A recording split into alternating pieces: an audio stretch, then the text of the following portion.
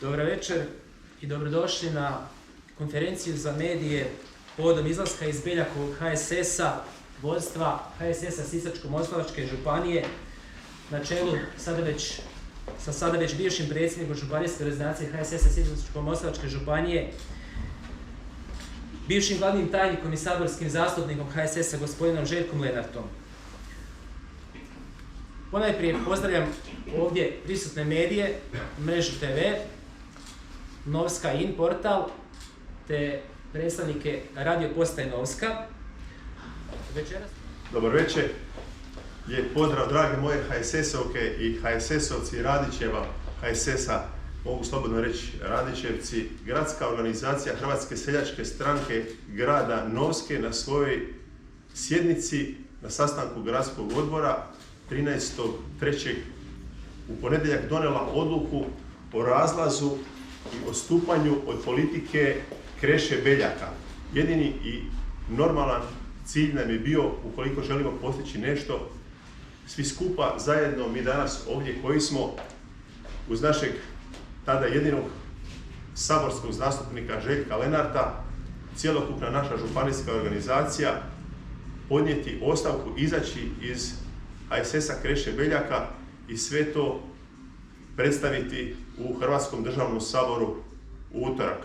Krešo Beljak je vodio samakakvu politiku, samo ne onu politiku koju nas je učio nauk braće Radić.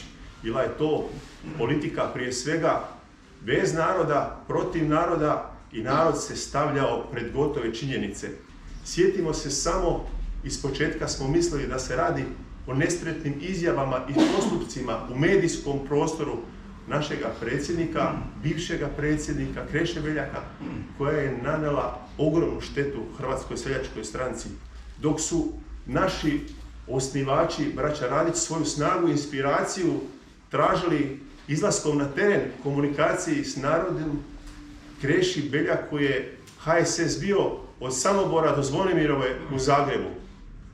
Iako je imao na raspolaganju 4 automobila, izdašna financijska sredstva, rijetci su bili trenutci kada je on obilazio i posjećivao svoje članstvo na terenu diljem Lijepe naše. Pa koliko se ja sjećam, Krešo Beljak nema brata blizanca i tjedan ranije je očito ta ista osoba na tiskovnoj konferenciji u velikoj koaliciji pod vodstvom Peđe Grbina izjavila da je on dio te koalicije, a onda 7 dana kasnije traži podršku za tu i takvu politiku naše organizacije, Hrvatske seljačke stranke. Znači, radi se o tomu da se vodila politika bez naroda, protiv naroda i da se narod, odnosno članovi Hrvatske seljačke stranke, stavljaju pred gotove činjenice. A moram reći da mi je pao jedan veliki teret sa srca onog trenutka kad sam to sve objavio i rekao u Hrvatskom državnom saboru, jer do tada sam trpio mnoge uvrede na ulici i mnoge pokude naših građana koji su nas svakodnevno zaustavljali i rekli pa da vi ne možete baš ništa poduzeti protiv čovjeka koji vređa jako veliki dio našeg članstva i populacije, pogotovo ovdje u zapadnoj Slavoniji, jer naša povijest je takova da definitivno sve ono što je Krešo Beljak godinama iznosio u medijski prostor bilo je suprotno, dijametralno politici Stjepana Radića i načina života ovdje čovjeka u zapadnoj Slavoniji. Hvala lijepo. Dobro večer svima, drage moje HSS-ovke i HSS-ovci. Mislim da se ne moram puno predstavljati jer ovdje sam već, čini mi se, 4. ili 5. puta. Ono što definitivno mogu reći, i prvo iz perspektive svoje struke, dakle, inače sam po struci povjesničar i radim na Fakultetu hrvatskih studija kao sveučilišni profesor i bavim se zapravo od svoje 15. godine poviješću HSS-a. Ono što potpisano, strukovno, mogu slobodno izjaviti da niti jedan predsjednik ili vođa, ako ćemo tako, Hrvatske seljačke stranke nije toliko identitski ugrozio, ne mogu reći uništio, jer HSS nikada neće biti uništen, toliko ugrozio identitetska obilježja ove stranke, potpuno ju ideološki izokrenuo u ono gdje ona nikada nije ni pripadala. Izokrenuo je do te razine da danas u Hrvatskom saboru je zapravo do današnjeg dana, do jučerašnjeg, je HSS djelovao u klubu sa Radničkom frontom, koji nikako ne pripada. Atmosfera na predsjedništvu je bila toliko komorna da ono zapravo se uopće nije trebalo ni sazivati. Jer jedino što ste mogli čuti su bile, dakle, panegirike predsjednika Kreše Beljaka i kada je neko govorio ili barem malo ga htio kritizirati, on ne da to nije slušao, nego je baš na onaj bezobrazan način, kao što je Željko najbolje objasnio to i na presici, samo tipkao po mobitelu. Točno možete vidjeti tu razinu nervoze. I ta razina nervoze i ono što je Siniša danas rekao, sjetilo me zapravo na poznatu pjesmu našega, isto tako poznatog hrvatskog pjesnika Antuna Branka Šimića i njegovu opomenu, koja kaže u svojim završnim stihovima: čovječe, pazi da ne ideš malen ispod zvijezda. Kreša Beljak nije dolazio među svoje članstvo, nije znao kako to članstvo živi, kako to članstvo diše, baš zbog toga očito ni ne razumije ideologiju Hrvatske seljačke stranke. Upravo ovaj istup nije puštanje slobode njemu da dalje nastavi uništavati, nego ovo se je moralo dogoditi baš zbog toga da se i medijski i lokalno osvijesti što se uistinu događalo u zidovima Zvonimirove ulice 17 u gradu Zagrebu i u samoj središnjici. Kreši Beljaku nipošto ne pripada mjesto dalje, niti u Hrvatskom saboru, niti na mjestu predsjednika naše najstarije hrvatske stranke i naše jedine identitetske hrvatske stranke. Vjera u Boga i seljačka sloga. Poštovane dame i gospodo, ja sam Gordana Joranko, bila sam ovdje prije nekoliko mjeseci po jednom sasvim drugom pitanju. Došle smo ovdje, Brigita i ja, govoriti o ženama u HSS-u. Već se tada vidjelo se već unazad nekoliko godina, ali tada se otvoreno o tome i razgovaralo i govorilo da neke stvari u HSS-u ne štimaju i da je očito došlo vrijeme da se nešto mora promijeniti. Zbog čega sada još jedan novi HSS? Ja vam želim reći da to nije još jedan novi HSS. To će biti samo jedan HSS. Taj HSS ne može biti onakav kakav je HSS Kreše Beljaka. Hvala vam lijepa. Ja sam Brigita Berulec, bivša predsjednica organizacije žena HSS-a Hrvatsko srce, bivša predsjednica gradske organizacije HSS-a grada Svetog Ivana Zeline i ravnateljica stručnog vijeća Ravnateljstva za zaštitu okoliša i energetsku učinkovitost. Tako da, evo, ti svi nazivi, titule očigledno nisu bili dovoljno dobri, pa me moj bivši predsjednik, to je Krešo Beljak, ne poznaje, kao vrh stranke isto ne poznaje i nisu to bili bitni ljudi koji su otišli iz HSS-a. Vjerojatno su ostali samo važni ljudi u HSS-u, a ona je šačica ljudi gdje smo jučer vidjeli slike koje nemaju ljudi iza sebe, gdje ne mogu skupiti ni na jednu poštenu kavu u birtiju neki i organizacije koje imaju 5 članova i oni se nazivaju predsjednicima, je jadno i žalosno. Konačno da je neko imao hrabrosti reći u lice javno ono što muči HSS i tko je i što je Krešo Beljak. I njemu šačica ljudi koji mu drži lojtru i koja mu drži štangu, a koji nemaju pojma o politici, a kamoli što znači HSS. I on nema pojma na čijoj stolici on sjedi i koje su to sve bile muke i krvave stvari i ljudi koji su pogibali i ljudi koji su zatvarani da bi ostvarili ono i da bi ta pčelica naša koja je znak vrijednog, iskrenog i marljivog rada bilo ono što treba biti kroz 120 godina. Mi nismo crvene zastave ni isukane pesnice stisnute, mi smo hrvatska trobojnica. Mi smo sve ono što smo proizašli jer HSS je proizašao iz hrvatskog naroda. Nije nikada nazvao i pitao: Brigita, što to radi Hrvatsko srce? Što to žene rade? Nekada je bilo 12.000 žena u Hrvatskom srcu. To nije ni malo mala brojka. Ove godine se slavi 150 godina rođenja Marije Radić.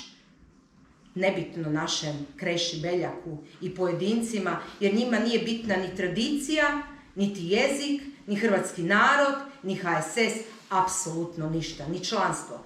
Zato smo se mi nagovorili, razgovarali i ja sam zaista sretna što je, evo, Željko Lenart pristao da bude naš lider i da ovdje krenemo, otkud je i krenuo Stjepan Radić, davne 1904. godine, tam Beljak, gdje je stvorio HSS kao svoj privatni bankomat, gdje on mora doći u Sabor i bi uzdržavao svoju obitelj. Može ga biti sram.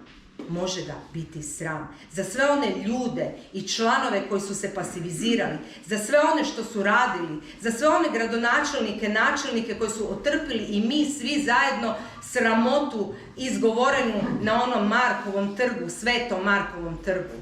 Zar je to predsjednik HSS-a? Ne, ja tako ga ne želim i zato sam ja izašla i naši kolege i vama čestitam na hrabrosti. I stajat ćemo svi zajedno jedan iza drugoga i s tom rečenicom idemo u Hrvatskom, u cijelu Hrvatsku i zato vjera u Boga i seljačka sloga. Dragi prijatelji, ili kako je Stjepan Radić na svojim govorima rekao, braćo i sestre. Ovo što smo učinili nije bila laka odluka. Evo, Vlatko je rekao da je on star 29 godina, ja sam 29 godina član HSS. Moj djed, pradjed, HSS-ac. Ja sam u nedjelju sjeo kad sam dogovorio sa našim članovima županijskog odbora, sjeo sam sa svojom obitelji doma, obavio razgovor i donio odluku. Došao sam na odbor i rekao, za mene nema nazad. Nikoga ne zovem da mora ići sa mnom. Ko želi, dobrodošao. Nakon ovog našeg istupa, kao što je rekla Brigita, svaki dan, evo meni telefon zvoni, ja 3 puta dnevno punim telefon. Ljudi čestitaju, doduše ima i onih koji pametuju. Ali ono što je meni bilo posebno upečatljivo, kada sam u saborskom kafiću došao na šank platiti kavu koju smo popili, gdje je gospođa koja radi na šanku rekla, svaka vam čast za ovo što ste napravili, pa to nije čovjek, a kamoli predsjednik. A i mi želimo biti u stranci slobodno mislećih ljudi, što ona danas nikako nije. Ovaj projekt kojem je Gordana ovdje čitala i pričala, nije nastao jučer. Mi na tome radimo već više od godinu dana. Mi smo sjeli u privatni auto i otišli na teren. Nekoliko puta u Slavoniju, u Varaždinski kraj, dole u Vukovarsku županiju. Obišli smo ljude, pričali smo s njima. Znate što je bio rezultat toga? Predsjednik se strašno ljutio. Mi njega rušimo. Rekla mu je službenica u klubu. Pa Krešo, oni su javno pozvani. Sjedni u auto, odi i ti. A kaj bo mišao, tam ima par ljudi, kaj bo mišao.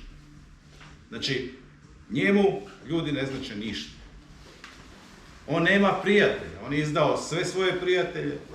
On je izdao svog vjenčanog kuma, Željka Stanica, koji mu je 3 godine bio dogradonačelnik.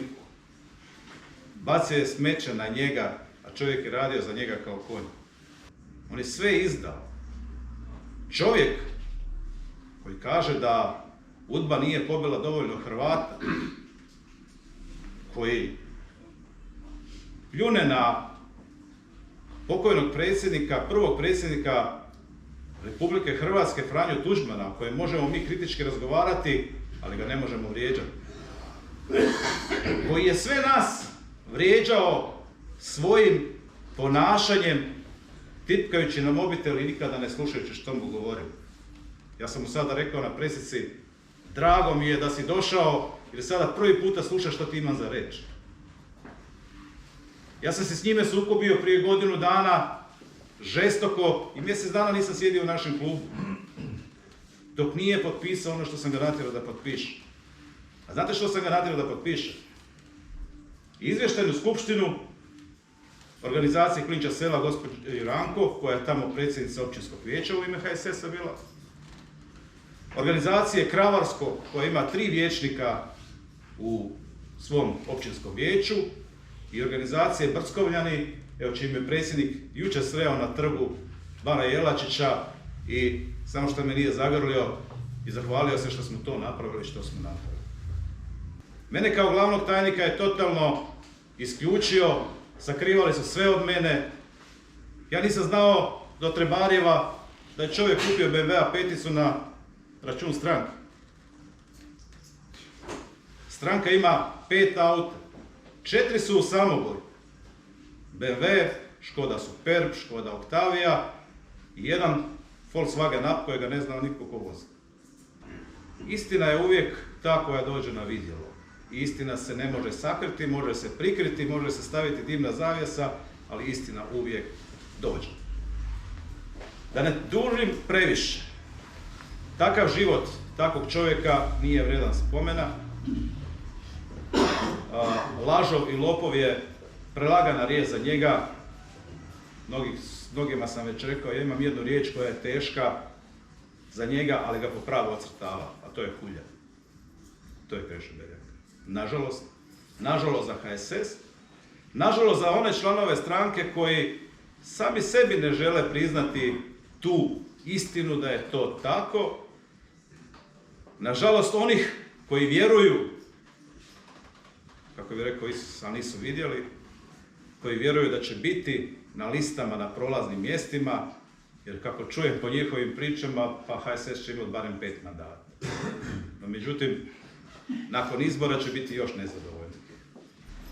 Evo, pred nama je puno posla, puno povjerenja mora biti izgrađeno, sa mnogo ljudi se mora obaviti razgovore. Naravno, vi kao članovi koji ćete nas podržavati ako hoćete, morate također širiti ono o čemu mi pričamo, a mi moramo vama obećati da nećemo nikada biti Krešo Beljak. Vjera u Boga i seljačka sloboda. Zahvaljujem se svim govornicima na inspirativnim obraćanjima.